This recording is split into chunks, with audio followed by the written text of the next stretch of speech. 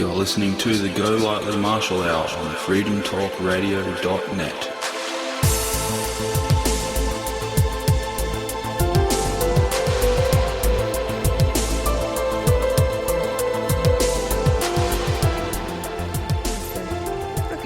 This is, what show is this one? Show number 12. Number 12. Show number 12. And we're going to be talking about the Noahide laws. Noahide laws. First of all, your experience in Melbourne when you were in... Yes, now, what happened was, the woman I was with at the time, Michelle Nye, she worked for a union, really. It was called AMA, Australian Mines and Minerals Association. And Shell or BP or any large mining group paid about $56,000 a year for membership. And if they had industrial problems, then they would consult these people, AMA, who would put their lawyers to work on it, and having lots of experience dealing with all sorts of industrial disputes, they would fight on the behalf of the large corporation. Now, in the same building, on the same floor, was the Australian Sheep Board. Now, this is one huge conglomeration of representing the export of sheep. Now, Australia is the largest producer of sheep in the world, and it's a very influential part of the Australian society. The fellow who was in charge of it was from South Australia, and he had become the police commissioner at the age of 21 years of age. Now, that's got to ring a bell right there. There's something seriously wrong when someone at the age of 21 can be a police commissioner of the state of South Australia. Anyhow, I would talk to him on a regular basis because I would go in there to pick up Michelle, and as I'd be wandering around the office waiting for her to finish, his secretary was a good friend of Michelle's, and her husband was a Freemason.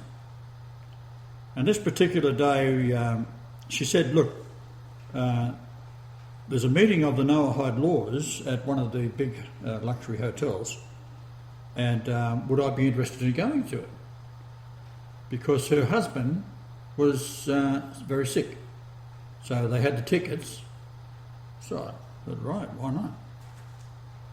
So we go to this meeting, and it is a meeting that is held by a Rabbi Cohen, and his father was the former Governor-General of Australia. Now, the Governor-General acts on behalf of the Queen.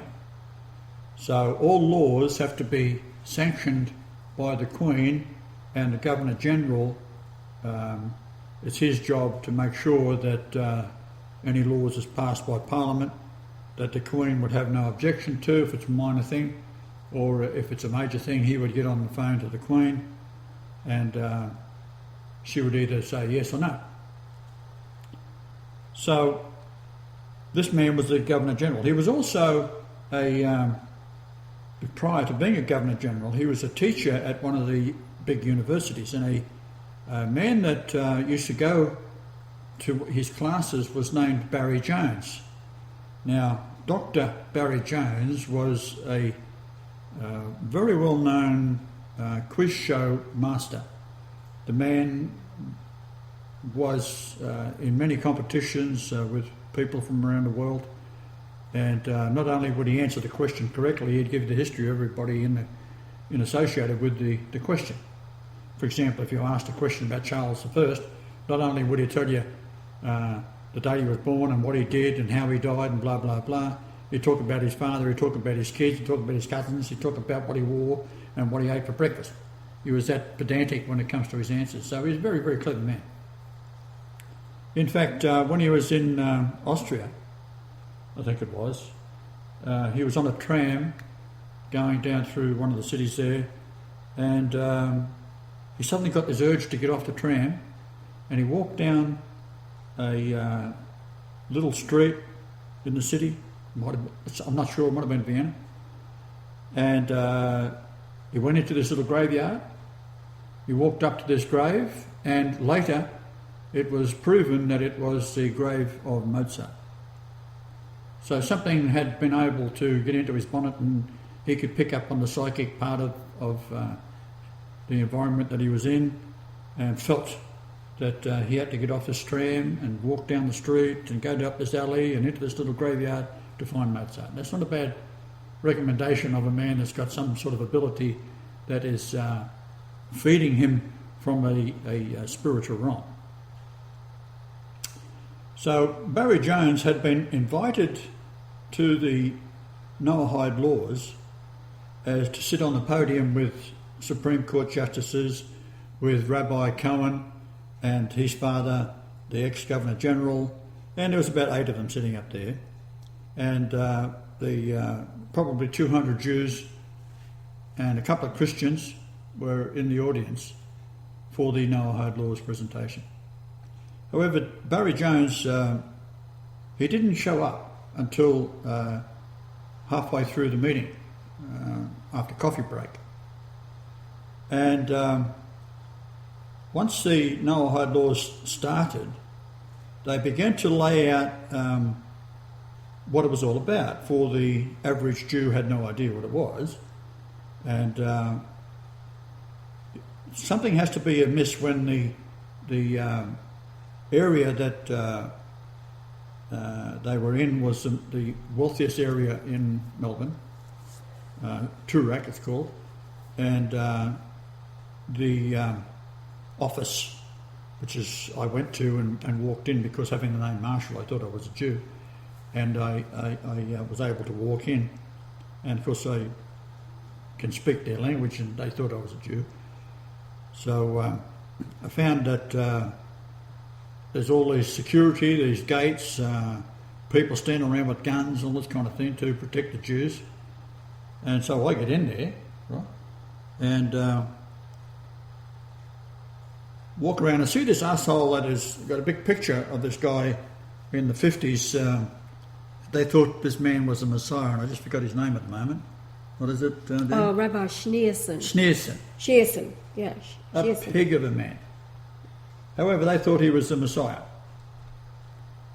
Anyhow, at the Noahide laws, the spiel starts, and they're talking about how the Jews are going to be running the world, and that the Noahide laws will be the laws of the universe, and that any Christian who steps out of line, disobeys one of their laws, a Jew can accuse him without witness and without trial, and that Christian can be beheaded. Well, when I was hearing this, I was a bit stunned, because these people were so genuine in their the way they spoke about it, that they are the chosen, they are this, they are going to rule the world, and this is what they're bringing in, and it's not going to be that long before it all comes to pass. So the laws are supposed to be handed down from Noah to the Jews. So there's a lady, a Jewish lady, sitting in the audience, and after the spiel of what they're going to do and what the penalties are and what the different laws are, and if a Christian, or a goy as they call us, steps out of line just on the say-so of a Jew, they can be beheaded, and blah, blah, blah, and going on. Well, this is quite a horrifying thing to see men who are, in fact, a lot of the men sitting on the podium were Supreme Court justices. And these are the men that you might be standing before in any matter of law during the course of either criminal or civil law in Australia at that time. This is 1997.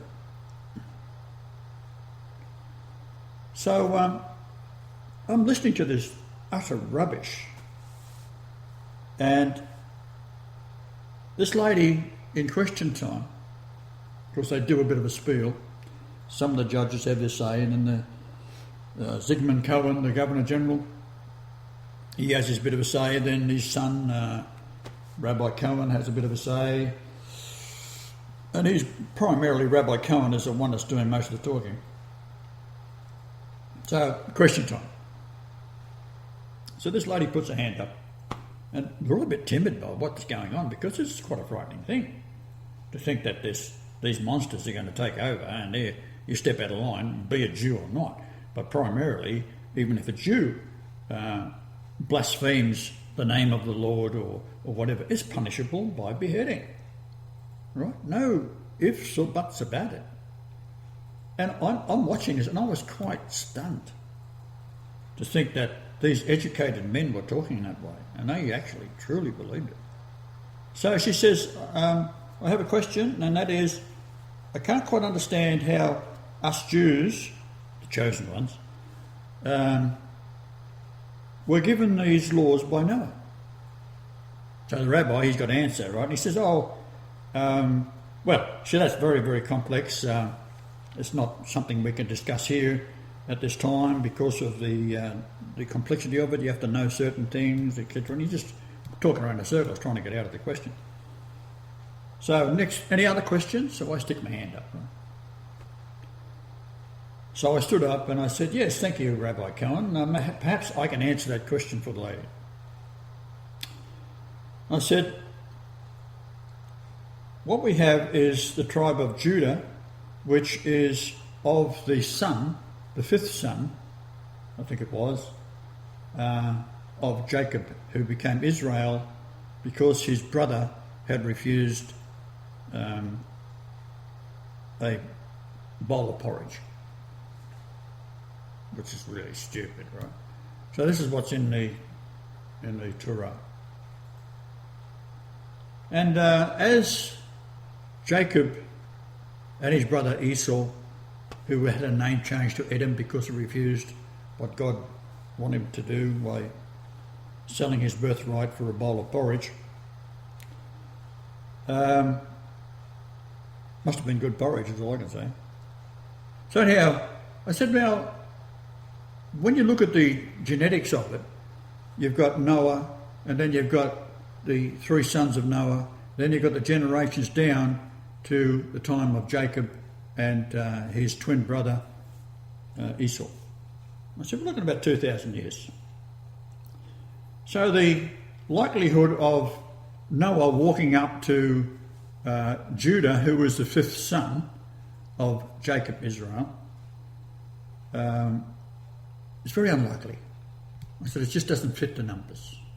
So therefore, it's bullshit, right? Well, that went over like a lead balloon, as you might imagine. So then they called for a coffee break, right? They had to regather because they was floored. So I walk out into the area where they're giving coffee, and there's a couple of Jewish judges that come off the podium, and they're talking about, and I sort of just listened in to what they were talking about, how there's a terrible situation and the Christians, they appear before them in court, and you should have the laws in place now to deal with them, and going on, right? So there was a group that the lady was with, and as she saw me, she sort of beckoned me, and I walked over and I started talking to her, and a group of Jews soon was gathering to hear what I was saying. And they was asking me when I was going to be doing seminars, because I was the first man that had told them the truth. Right? So in other words, the average Jew is all right. It's the ones that are sitting up there, the psychopaths that sit up there and bark out these laws of the Noahide laws. So one of the Jewish fellows said to me, I don't believe that the Virgin Mary was a virgin. So I said, well, let's get that straight. I said, now, the creator of the universe, who created everything, can't get a woman pregnant. Is that what you're saying? And he sort of looked a bit strange. I said, now, you've got children? He said, yeah. I said, well, when they were conceived, did you know they was going to be conceived? Did you have your eyes closed at the time? And are you sure you're the father? It's not the Jew down the street. Right? So he's a bit stunned about all that. I said, I've had lots of kids and I wasn't trying at all. Right? So I can assure you that the Creator can get a virgin pregnant because it's prophecy, Isaiah. Well, the ladies were quite amused by all this, and the questions flowed on from there. So then it came time to go back in after the coffee break. And this time, the man that's regarded as being the smartest man on earth, Barry Jones, the quiz show genius, he was in a program in Australia when they were children. It was called the Whiz Kids. So all these smart kiddies would be asked these questions. Mind you, I think it was all set up. But anyhow, that's not the point. So Barry Jones, he's now sitting on the podium and he's pissed. So he stands up and he says, I was invited to come here because out of respect out of my professor, who was Zygmunt Cohen, the ex-Governor-General of Australia, who was his university teacher, invited me 6 months ago. However, I didn't get a book on the Noahide laws until last night. He said, but I flicked through it, and he said, I can speed read, and I am totally disgusted by it. He said, now, first off, I'm a Christian, he says, and this is the most disgusting thing that I've seen. To me, had I had 6 months' notice, I'd have certainly looked into the Noahide laws before going there cold. And as it was, I had no idea what they were at that time. So Barry finishes his spiel and he's yapping on and he's talking about this, he's talking about the Old Testament, and he's going on. And my brother was a very smart man, and he had a similar type of way of delivering something. And if he didn't know, he'd ad-lib it and just make it up as he goes along. Well, Barry Jones, because of his notoriety of being one of the smartest men on earth, if he didn't know something, he'd just keep going, because who's going to argue with the smartest man on earth, right? So he was sort of getting into deep water where he didn't quite understand what was going on.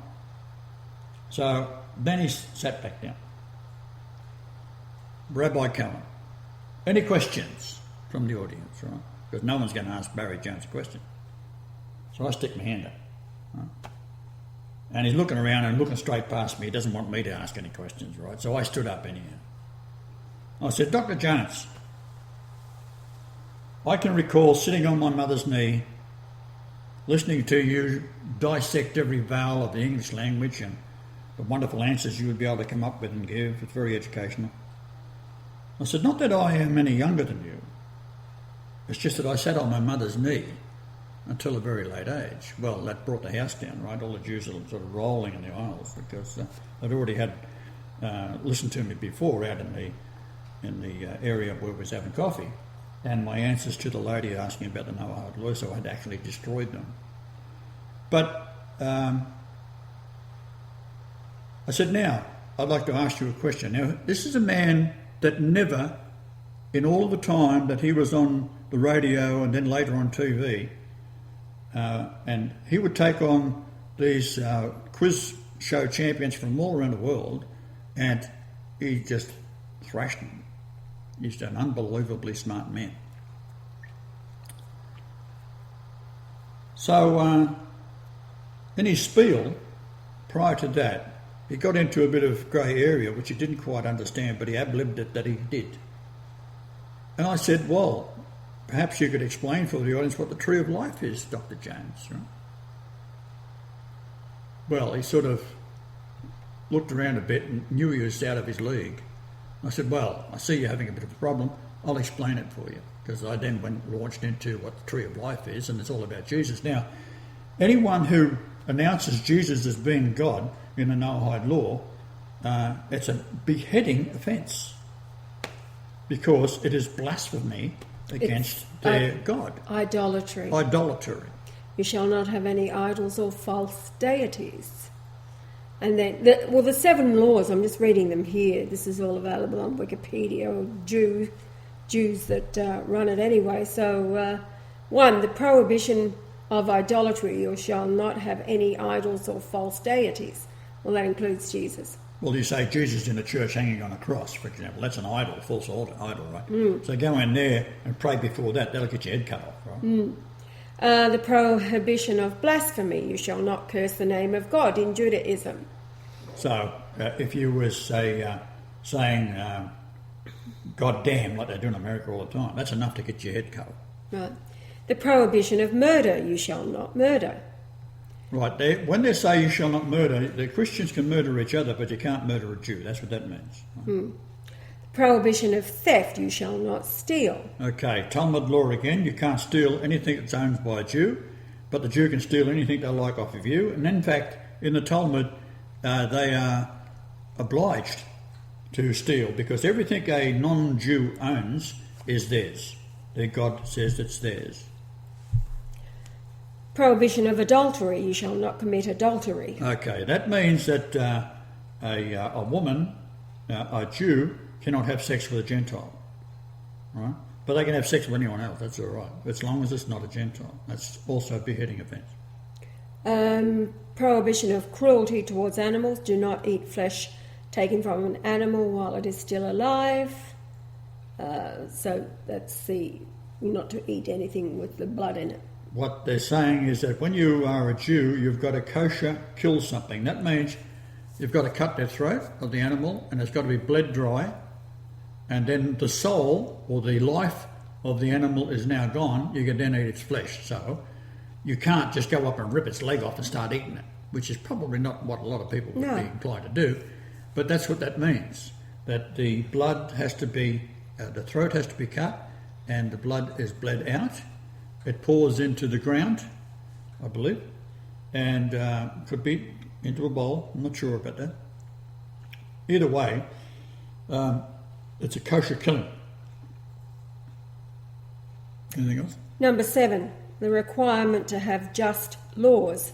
Set up a governing body of justice, example, the courts. Okay, the court will be entirely run by the Jews. They will be Talmudic Jews, and what they say goes. And there's no reprisal if they were to turn around and take an innocent man or woman and have them beheaded. Say, oh, well, it's been a mistake, doesn't matter.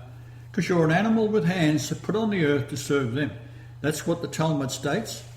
Now, the Talmud is a tremendous, huge volume of work.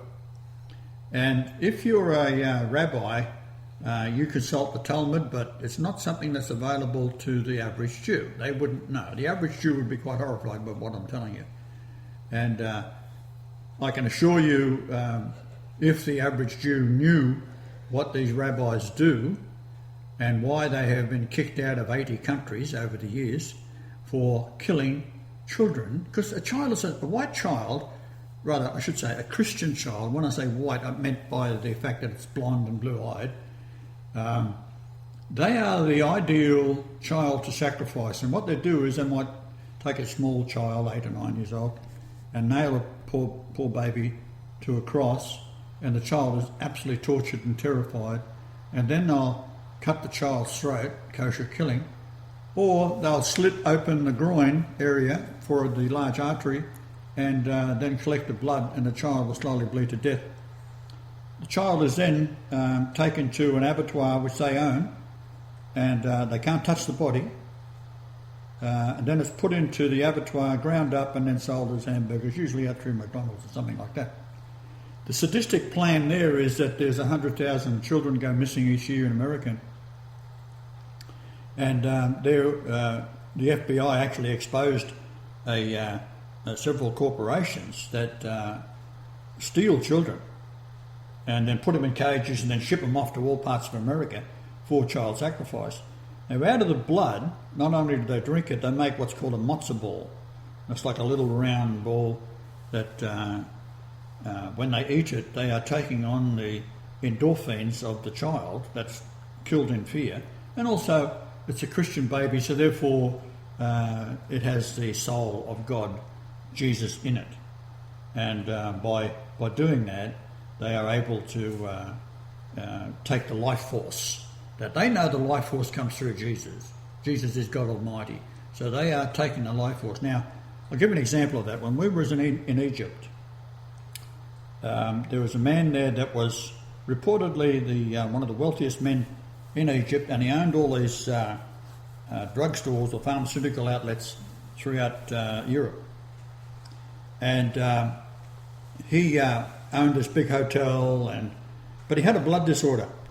And I was sitting beside his wife and I was talking to her, and he was across the table from me, and it was a bit noisy, and it was on the street really, and it was a bit noisy.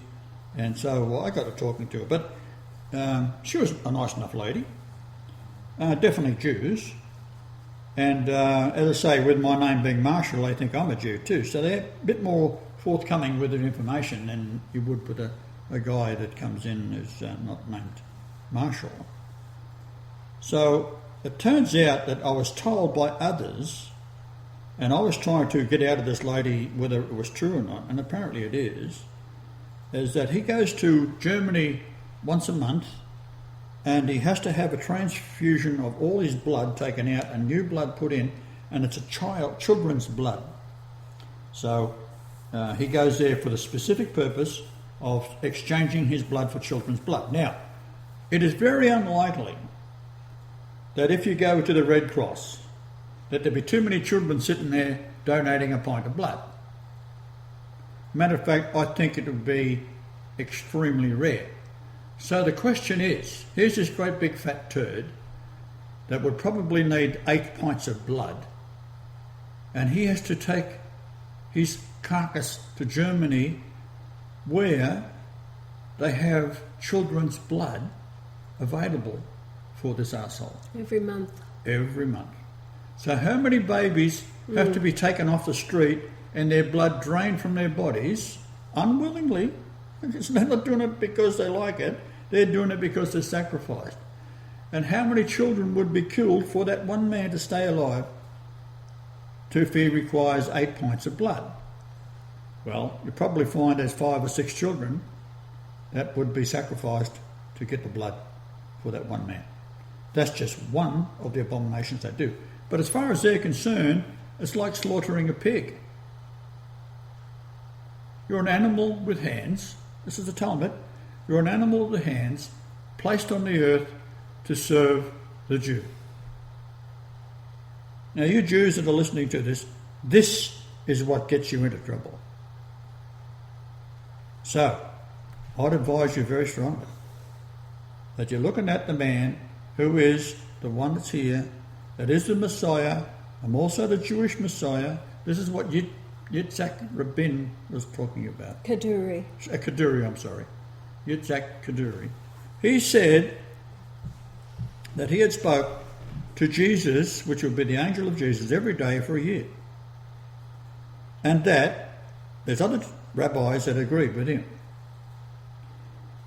And he said that the rabbis that agreed with him also were of the opinion that their Messiah would not be coming to Israel, would not be coming to Jerusalem, that he would be communicating with them via the internet. That's what Yitzhak Kaduri and the other rabbis of like minds, which is very few amongst them, they were all horrified to find out what he said, that the Messiah was Jesus, right? But this is what he said. Now, you can say, well, why not Messiah go to Jerusalem? Why?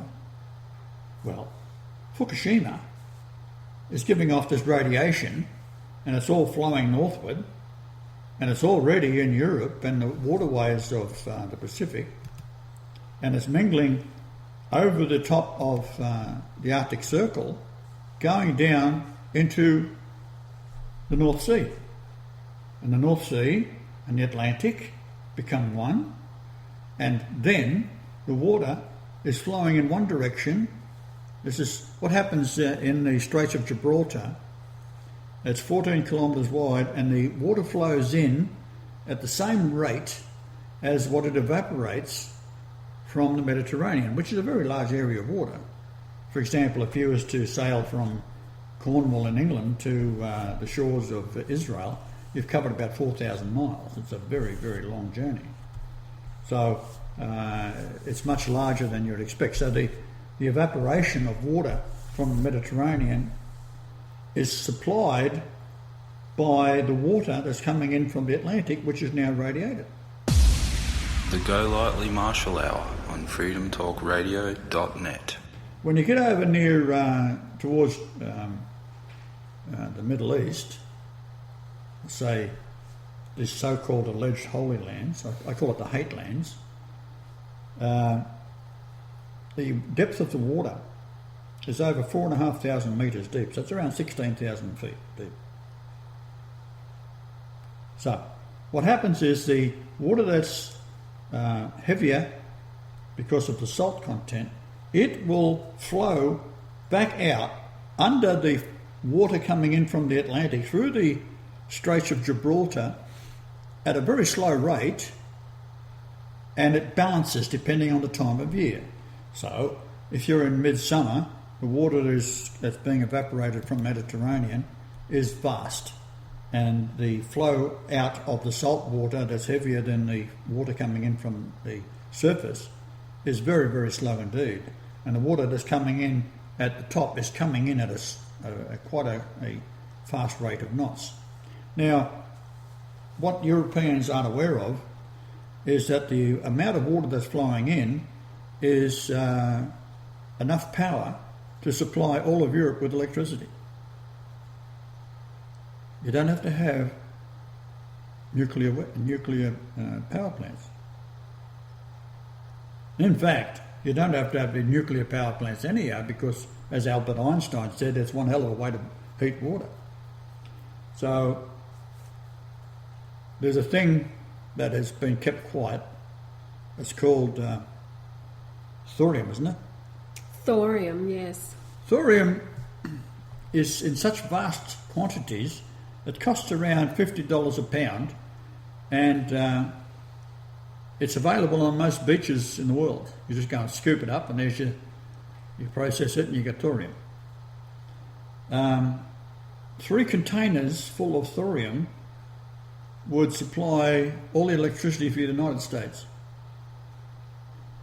for about 30 cents per year per person for all the electricity you want. 30 cents per person per year. Why would you use nuclear? Well, the problem with nuclear is it is a way of killing everybody.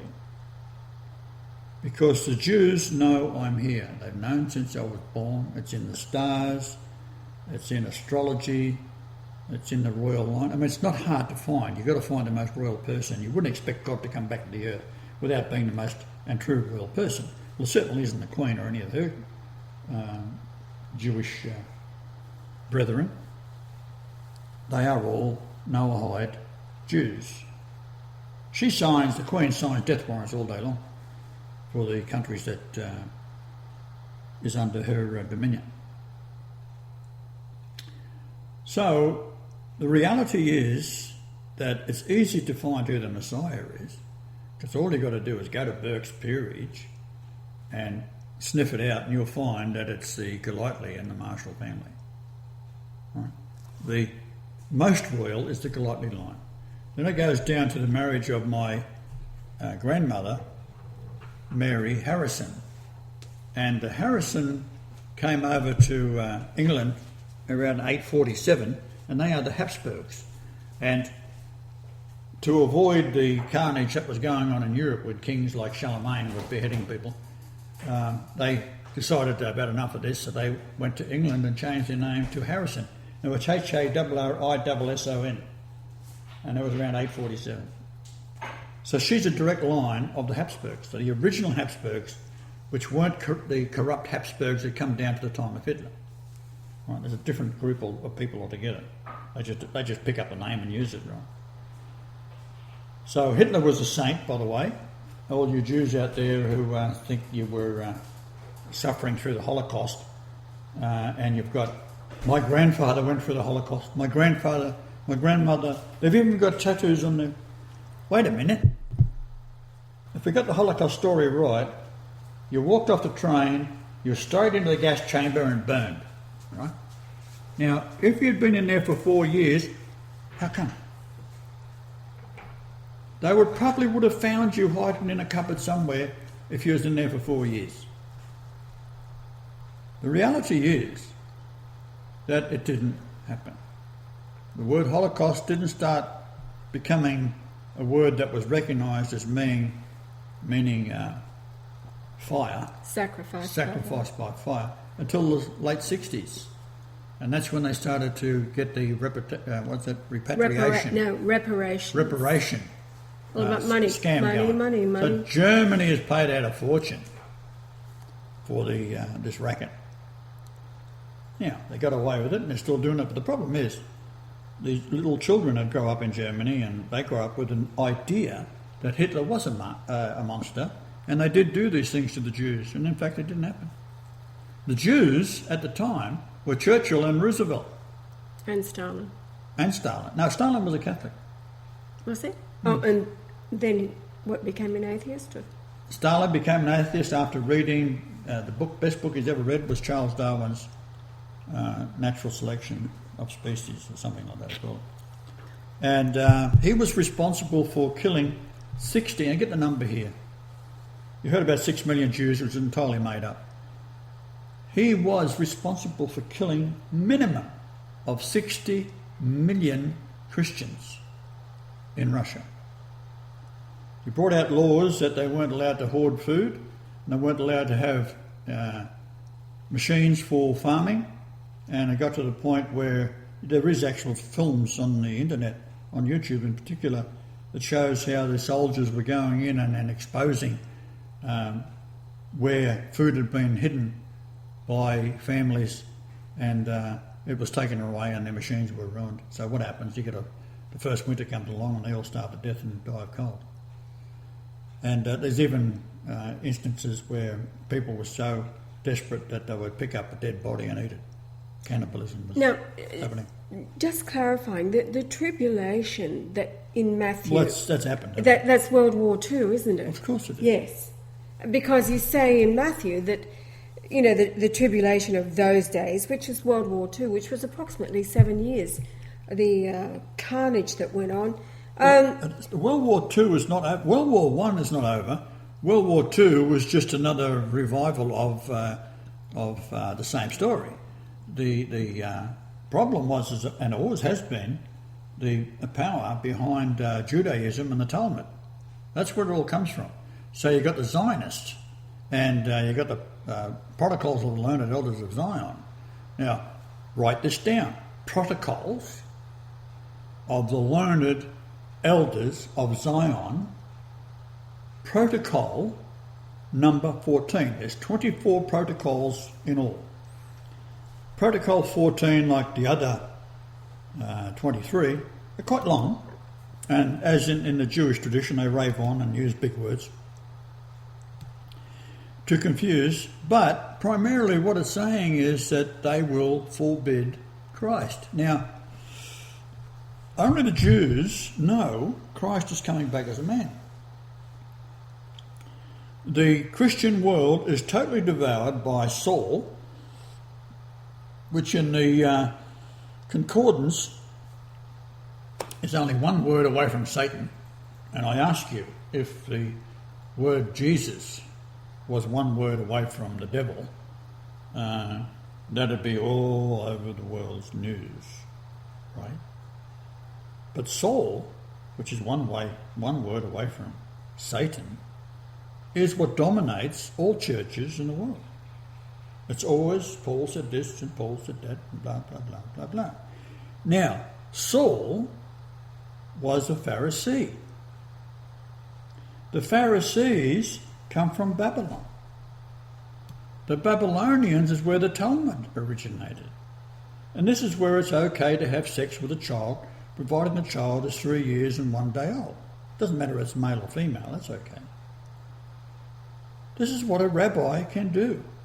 Just on that note, looking at this Wikipedia about the Noahide laws, first of all, there's the High Council of B'nai Noah.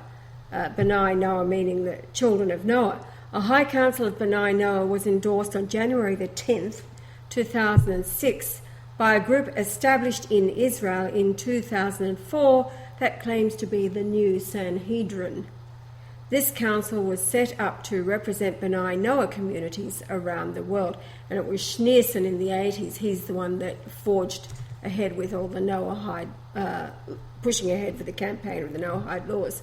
But in the bibliography, in the references of this wiki site, number 6, Jesus the Pharisee, a new look at the Jewishness of Jesus by Rabbi Harvey Falk.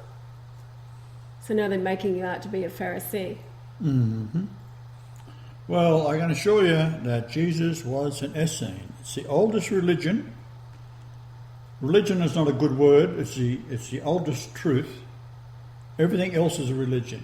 It's the oldest truth, and it was brought to the earth by Enoch. The Great Pyramid was built by the descendants of Enoch, and the base of the pyramid is 365.24 inches round, and Enoch was taken up when he was 365 years. So it would have been 365.2424. His son was Methuselah. These people were very big and they lived very long lives. This is before the flood. So they were the ones, with Lamech, who lived 777 years, and all of the relations of the time, built the Great Pyramid. And it's the altar to the Lord in the midst of Egypt. Isaiah 19:19 and Isaiah 19:20. Those two verses have a Hebrew letters that are also numbers, and it's called gematria. And the gematria of those two numbers are equal to the height of the pyramid up to the rejected or missing capstone. So in feet, it's 454.57 feet. Now, if you was to level off all the mountains and fill in the valleys, the land mass itself is the same height as the pyramid up to the missing capstone. How are we going for time? You've got 15 minutes. All right. Now, what you have is the base of the pyramid has got a code in it. If you look at the structure and you know anything about it, the base is 365.24.24, and these were laid out on 4 corner sockets with fine chisel lines in it, so that when you know and join up the chisel lines, you got your 365.24.24 pyramid inches. The pyramid inch is based on dividing the polar diameter of the Earth by 500 million. That's where you get the pyramid inch from. There's more to it than that, which I won't go into at this moment, but just keep that in mind. You're dividing the Earth. It's actually, I'll say it now. Before the flood occurred, the Earth was 25,000 miles around. So you divide that by pi, you get your radius, and 2 times the radius is your diameter. Divide that by 500 million, and you've got yourself the pyramid inch. The pyramid inch is slightly larger than the British inch. The British inch used to be the same size as the pyramid inch, but in the reign of Elizabeth, they decided to change it. So 1 British inch is 1.00106 inches to make 1 pyramid inch. So it's a slight, minus little half a hair thick is the difference between the two. So what you do is you look at the Great Pyramid, you find that it's been shrunk. So why? So you take off what is called the displacement factor. And that's 286.1 pyramid inches. That gives you a base of 36238.14 pyramid inches. So the number 3623 is espousal in Hebrew of the James Strong's Hebrew Concordance of the Old Testament. And just to clarify, the concordance also includes the Aramaic, because although most people assume the Bible is written in Hebrew in the Old Testament, it's also Aramaic and Chaldean. So it's actually three languages involved, but they're very close. So it might say espousal from a word of Aramaic meaning wife or wives, plural. Then you've got the number 286.1, which is the shrinkage factor of this structure.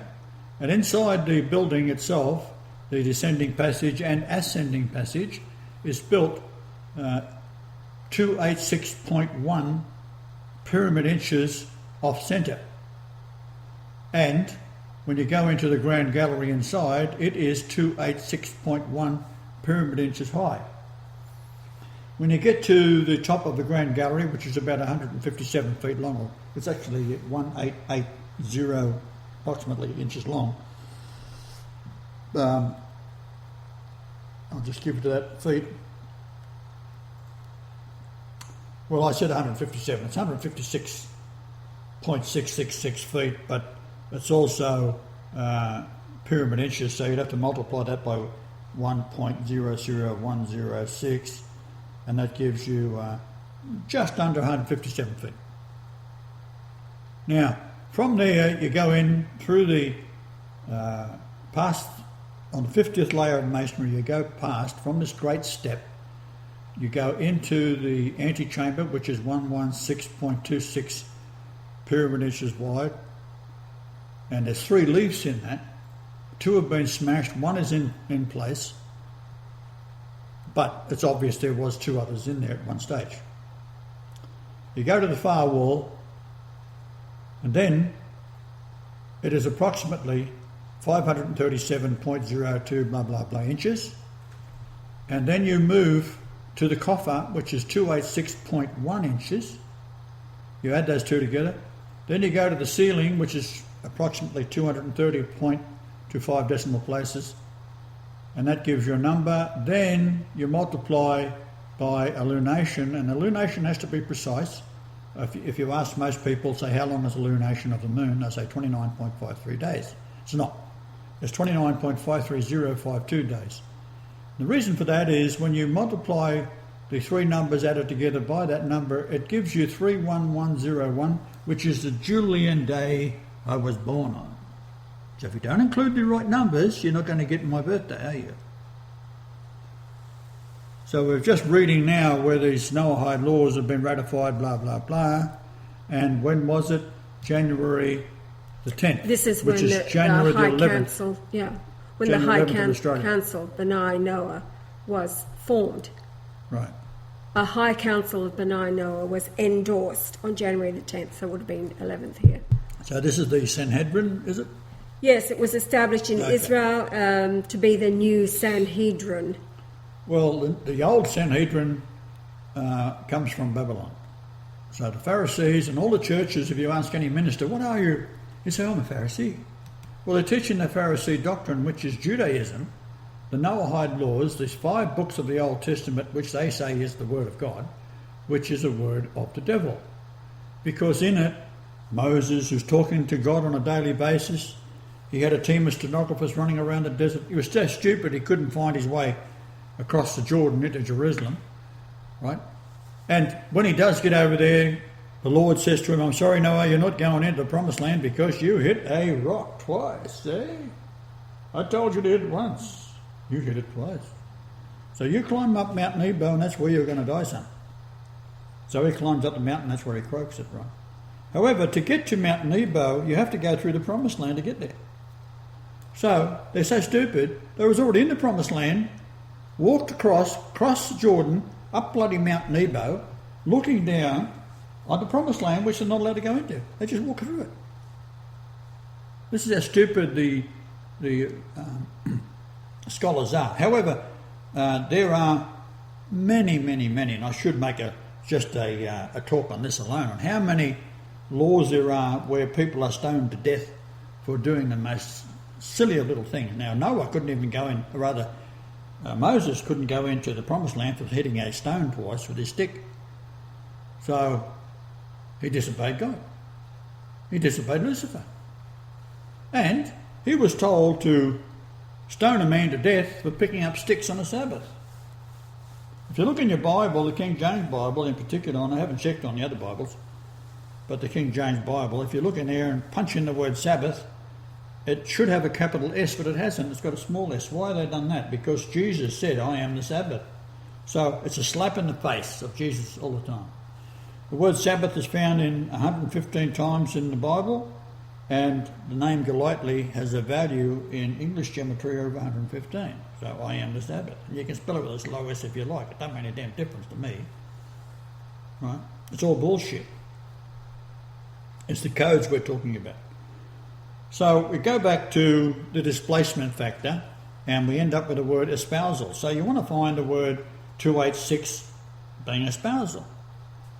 So you look in your Bible, you look in your concordance, and you can't find it. Why? Well, they've stuck an S on the end of it, so it's espousals with an S. So where you find it is very interesting. And we'll just do it now. This is in Solomon 3:11. Go forth, O ye daughters of Zion, and behold, King Solomon with the crown wherein his mother, who was the adulteress Bathsheba, and he had murdered his brother to get the job because Bathsheba had gone to David when he was sleeping with this young woman to keep him warm just before he died. They used to do that. They put a young maiden, young virgin, in bed with the old man to keep him alive, right? For the warmth of the body. And his brother, Adonijah, which means worshipper of Jah, had been ready to become king because he was the older brother, but Bathsheba had gone in to see David as he's dying and said that if Adonijah becomes king, he will kill us for our sins of the past. Well, she was an adulteress, that was punishable by stoning, and a murderer, because the man that she was married to was sent to the front line. Instead of David going out into battle, he sent this young man out and told his commander, his chief, to put him in the front line so he'd be killed. So this young lady who was sleeping in the same bed to keep old David warm before he died, she heard Bathsheba plotting to do away with Adonijah. So David relents because he's dying, he's sick, he's tired, and the word goes out that Solomon is going to be king. The very first thing that Solomon does, after he gets word from his mother Bathsheba that Adonijah was quite content, saying, hey, that's what the father wanted, I'll go along with that. All he wanted was a wife. And the woman he wanted to be his wife was a young virgin that was in the bed keeping old David warm. So Bathsheba took the news to Solomon, who now is king, and says, well, all your brother wants is a wife, and he wants the young girl, the young virgin that was keeping your father warm. So Solomon, he loses his cool, and he abuses his mother. Don't you realise what this means? Well, what it was, it doesn't actually say, but what it was, that she was a witness to what had happened. So he then orders his henchmen to go and kill his brother. And that's the first thing he does as king. This is Solomon.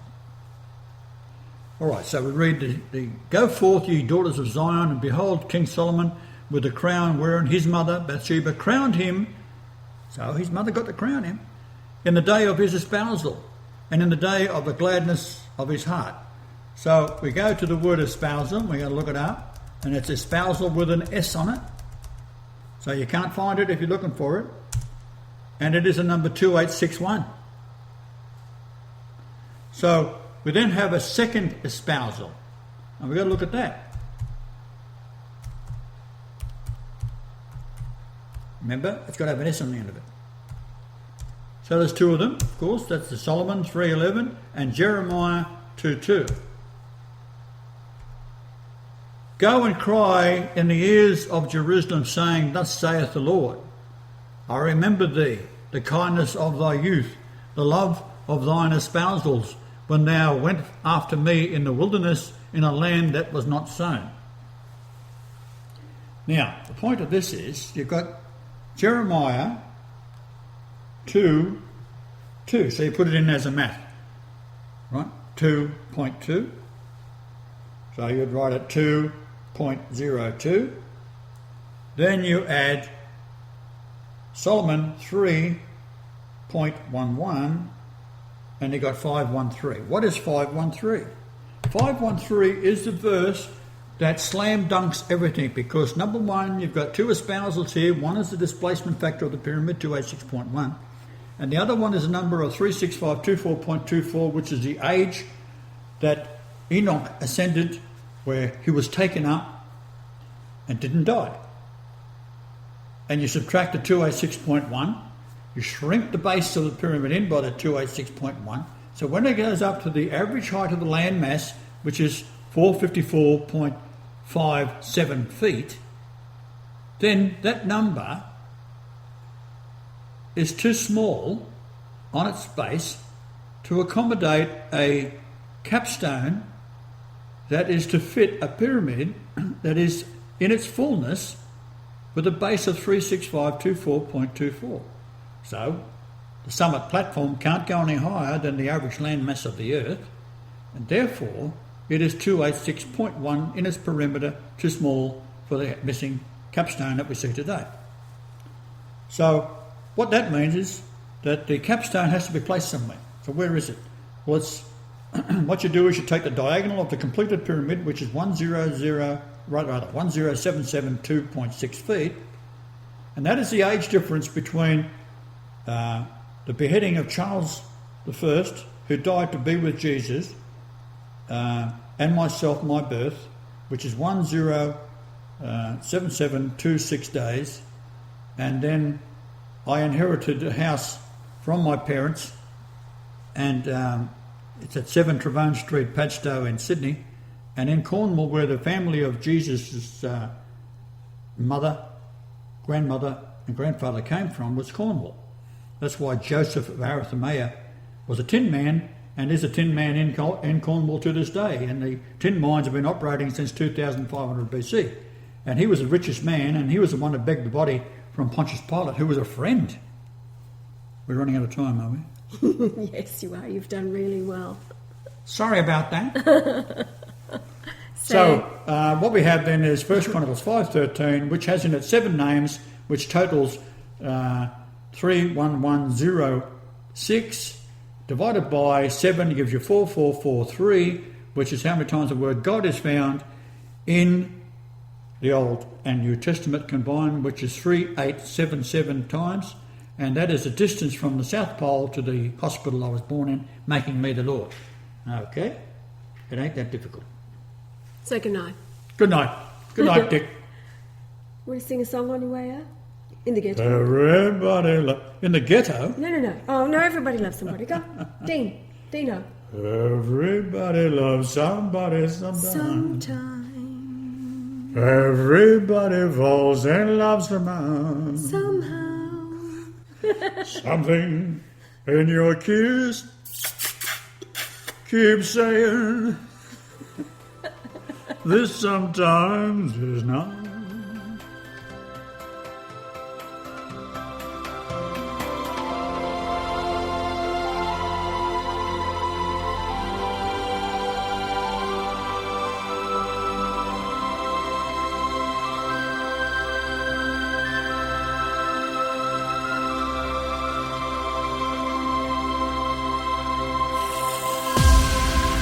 freedomtalkradio.net.